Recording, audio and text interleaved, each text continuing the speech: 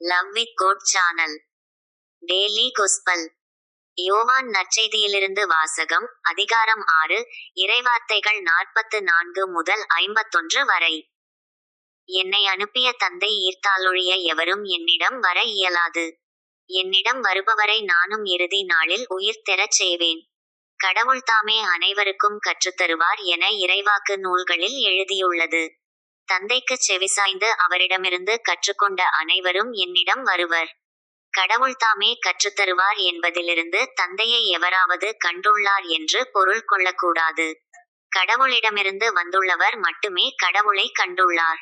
உறுதியாக உங்களுக்குச் சொல்கிறேன், என்னை நம்புவோர் நிலைவாழ்வை கொண்டுள்ளனர்.